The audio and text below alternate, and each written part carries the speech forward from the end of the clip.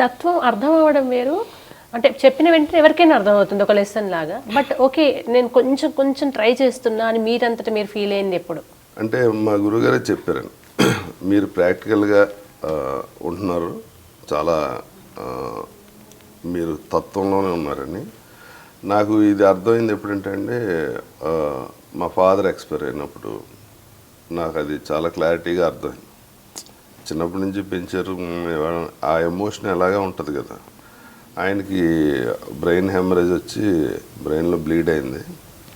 Doctors దగ్గర తీసుకెళ్తే ఒక 300 ml దా బ్లీడ్ అయిందండి, చేస్తాం కానీ ఆయన అన్కాన్షియస్లోకి వెళ్ళిపోయారు. ఆల్మోస్ట్ బ్రెయిన్ డెడ్ లాగే.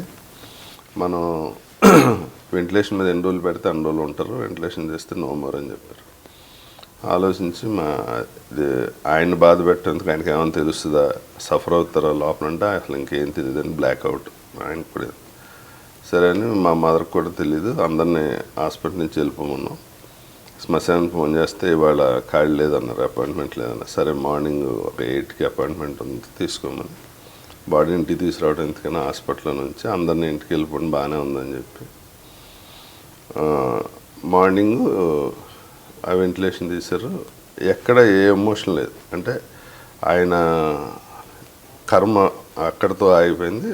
ఆయన రెస్ట్ ఆఫ్ పీస్లోకి వెళ్ళిపోయారు. ఓకే, బాడీ తోటే మన అటాచ్మెంట్ తప్ప వేరే ఇదేం లేదు.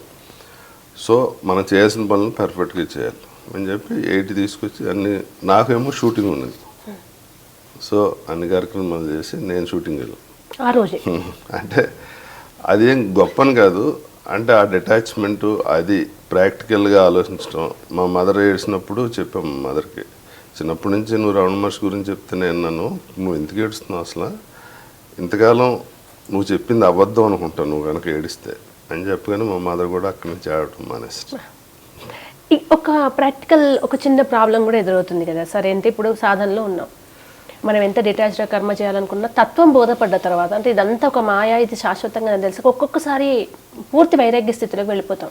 అలాగే ఉండదండి, అలా వెళ్ళకూడదు. అది అప్పుడు మీకు విషయం అర్థం కాదని పూర్తి వైరాగ్య స్థితిలోకి వెళ్ళక్కర్లేదండి. ఇప్పుడు నేను ఈ తత్వంలో ఉన్నా, నాకు పెళ్ళయింది, పిల్లలు ఉన్నారు, మనవాళ్ళు ఉన్నారు, మరి నా డ్యూటీ నేను చెయ్యాలి కదా. ఏదైతే ఉందో అది బయటకు ప్రదర్శించుకునేది కాదు, మన లోపల జరిగేది.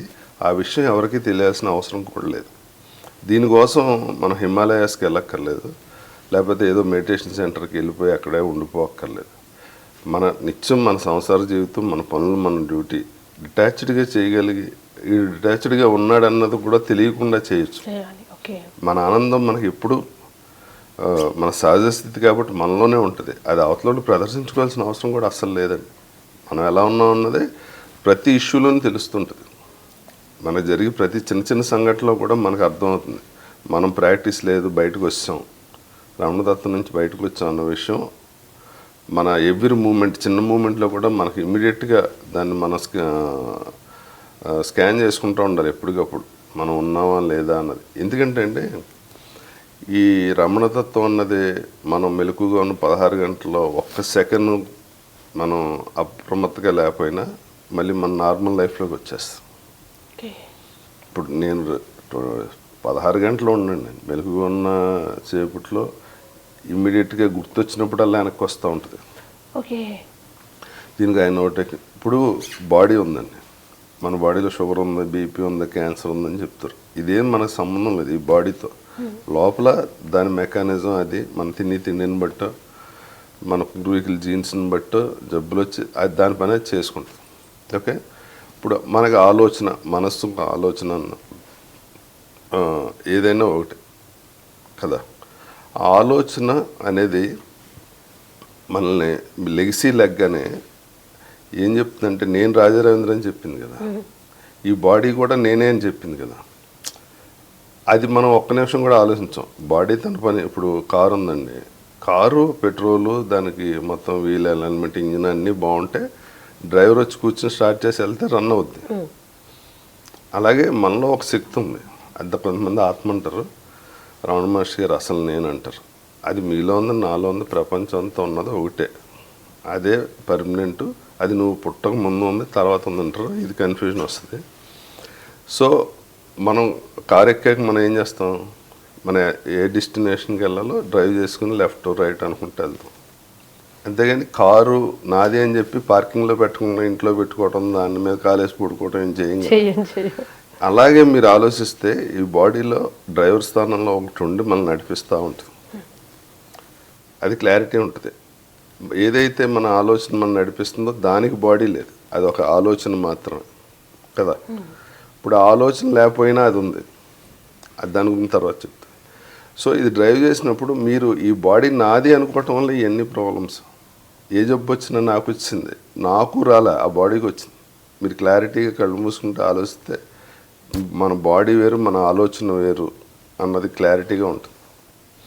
రమణ మహర్షి గారు చెప్పేది ఏంటంటే ఆలోచన లేని స్థితి, అంటే మనసుని లేని స్థితి.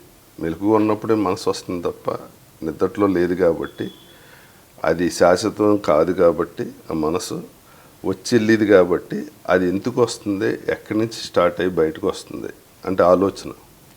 దాన్ని మనం ఒక్క నిమిషం కూడా దాన్ని క్వశ్చన్ చేయకుండా ఎందుకు మనం దాన్ని ఫాలో అయ్యి వెళ్ళిపోతాం. సింపుల్ అండి. ఇప్పుడు నా సిగరెట్ కాల్చాలనిపించేది ఒక ఆలోచన.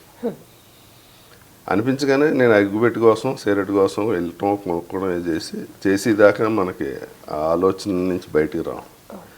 కానీ ఆయన ఏమంటారంటే ఇప్పుడు ఒక ఆలోచన వచ్చింది, నా బాడీ మూవ్ అవుతేనే కదా దాన్ని నేను చేయగలుగుతాను. సిగరెట్ కాల్చాలని అనిపించింది అనుకోండి, నా బాడీని నేను మూవ్ చేయలే, ఎక్కడికి పంపలే, అది కొంచెంసేపు విపరీతమైన దీంట్లో తీసుకెళ్ళిపోద్ది, ఇంకా వేరే ఆలోచన లేకుండా చేస్తే.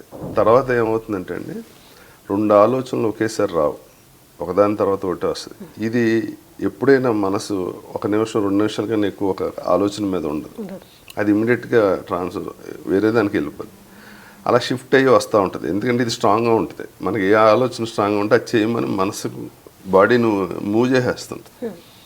ఆయన అంటారు, సచ్చిదాకా నువ్వు నీ మనసుకు పాలేరు అంటాడు ఆయన. అది మనం కాన్షియస్లో ఉంటే తెలుస్తుంది. అట్ ద సేమ్ టైం ఆయన చెప్పింది ఏంటంటే యాక్సెప్టెన్సీ. మొత్తం లైఫ్లో మనకి యాక్సెప్టెన్సీ చాలా చాలా చాలా ఇంపార్టెంట్. ఇది ఒక్కటే మంత్రంలో చేసుకున్నా మన జీవితం చాలా హ్యాపీగా ఉంటుంది. యాక్సెప్టెన్సీ అంటే ఇప్పుడు జరిగిన దాన్ని మనం ఇమీడియట్గా యాక్సెప్ట్ చేయగలగాలి. ఆ యాక్సెప్ట్ చేయలేకపోవటం వల్ల చాలా ప్రాబ్లమ్స్ వస్తాయి, మనశ్శాంతి కూడా కరువు అవుతుంది. ఇప్పుడు అది ఎలా ఉంటుందంటే అండి, ఒక బాధ ఇప్పుడు సడన్గా ఆల్ ఆఫ్ సడన్గా మనకు కావాల్సిన వాళ్ళు ఎవరో యాక్షన్లో పోయారని తెలిసి తెలియగానే ఒక రకమైన ఎమోషన్ వచ్చి బాధలోకి వెళ్ళిపోయి, లేకపోతే ఇప్పుడు నా కెరీర్ ఉందండి, నాకన్నా వెనకాల వచ్చి చిన్న చిన్న వేషాలు వేసిన వాళ్ళు హీరోలు అయిపోయి కోట్లు సంపాదించేస్తున్నారు అన్న ఒక ఆలోచన. నేను ఇదేంటి, నేను వాళ్ళకన్నా బాగుంటా కదా, నేను బాగా యాక్ట్ చేస్తా కదా, పర్సనల్ కూడా బాగుంటుంది, నేను ఎందుకు హీరో అవ్వలేదన్న ఒక ఆలోచన నన్ను డిప్రెషన్లో తీసుకెళ్ళి ఎందుకు పనికి రాకుండా అలవాట్లకి బానిస అయ్యి రోడ్డు మీదకి వచ్చేలా చేస్తుంది. అది నేను యాక్సెప్టెన్సీ కింద తీసుకున్నాను అనుకోండి. ఈ కర్మలో ఇది లేదు. బాగుంటాం బాగుపోవటం కాదు ఇక్కడ కావాల్సింది. సినిమా ఆడాలి, దానికి చాలా లెక్కలు ఉన్నాయి, ఆ లెక్కలు మనం లేవు. ఇప్పుడు నేను హ్యాపీగానే ఉన్నాను కదా, చాలామంది కన్నా హ్యాపీగా ఉన్నాను, చాలా చాలా హ్యాపీగా ఉన్నా. ఇప్పుడున్న పరిస్థితి ఏంటి, నాకన్నా వచ్చి ఫెయిల్ అయ్యి ఇంకా ఇబ్బంది పడేవాళ్ళు కన్నా నేను చాలా బెటర్గా ఉన్నాను.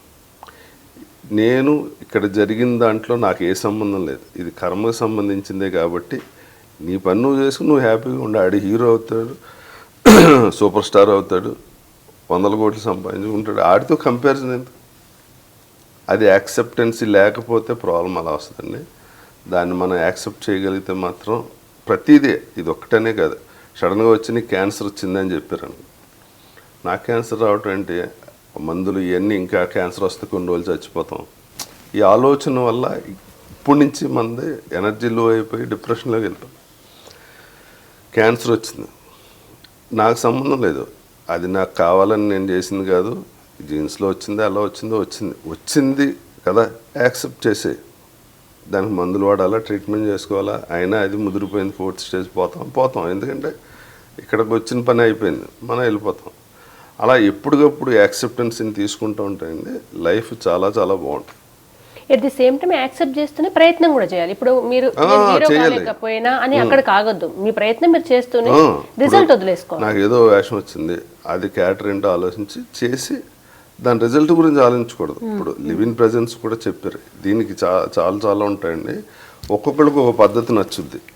నాకు ఆ 9 ఎమోషన్ల నుంచి ఎప్పుడు బయటకు వచ్చినా నేను నా స్వస్థానం, నా హ్యాపీనెస్ నుంచి బయటకు వచ్చానన్న ఫీలింగ్ ఉంది కదా, అది నాకు కంఫర్ట్గా ఉంటుంది. మీకు వేరేలా ఉండొచ్చు.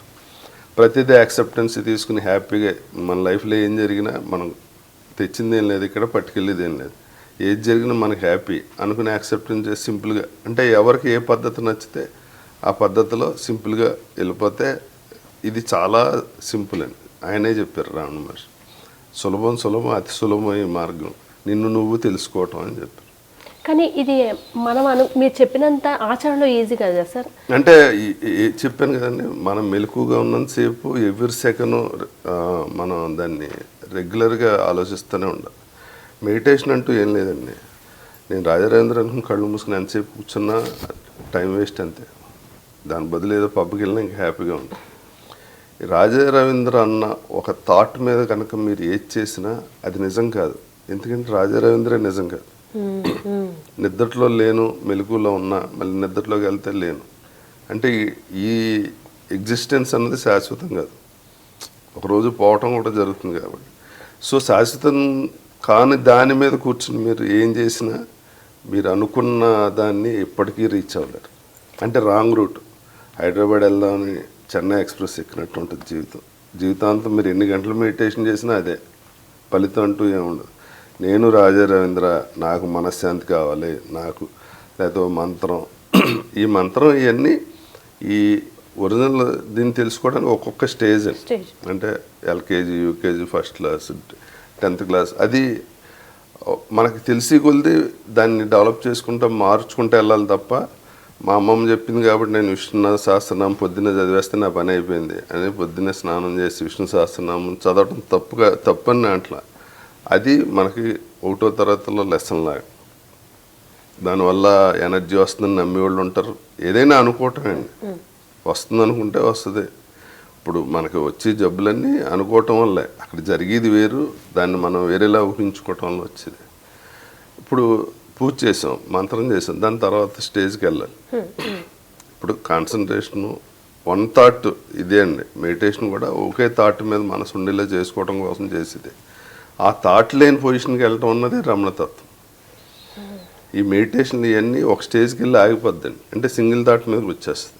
థాట్లెస్ స్టేట్, బాడీలెస్ స్టేట్కి వెళ్ళాలంటే మెడిటేషన్ దాటి వెళ్ళాలి. అంటే మీరు ఎప్పుడు కూడా ఎరుకతో ఉంటారు, ఏం ఆలోచిస్తుంది ఇది అనే ఎరుకతో ఉన్నప్పుడు కట్ చేసుకుంటూ ఆలోచిస్తుందని ఎరుకలో ఉండండి.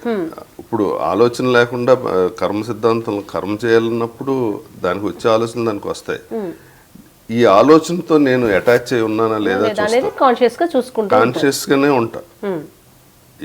ఈ బాడీ అనేది మనకు ఒక కార్ లాగా దీన్ని డ్రైవ్ చేసుకుంటూ వెళ్ళాలి, మన పనులన్నీ మనం చేయాలి.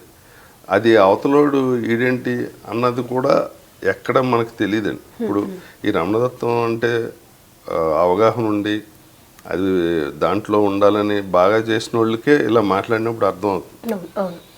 కర్ణాటక సంగీతం తెలియనోడు ముందు సంగీతం పాడితే ఎలా ఉంటుందో, ఈ సబ్జెక్ట్ ఇంట్రెస్ట్ లేని వాళ్ళ ముందు అసలు నేను ఎప్పుడు ఈ డిస్కషన్ ఎప్పుడు తేను. ఎందుకంటే అవతల వాళ్ళకి ఎంతవరకు ఇంట్రెస్ట్ ఉందో మనకు తెలియదు. ఇప్పుడు ఇంట్రెస్ట్ లేనివాడు చెప్పడం వల్ల ఫస్ట్ ఆడు కన్ఫ్యూజ్ అవుతాడు, రెండోది మనల్ని కన్ఫ్యూజ్ చేస్తాడు. సగం అర్థం కూడా ఇంకా ప్రమాదం. ఆడికి ప్రమాదమే, చెప్పినందుకు అది నాకు కర్మే. సో అది ప్రాపర్గా మనం ఎలా ఉన్నది ఇంపార్టెంట్. అవతల మార్చాలని కాదు కదా నేను వచ్చింది. నేను మారితే నాతో పాటు అందరూ మారుతారు కూడా.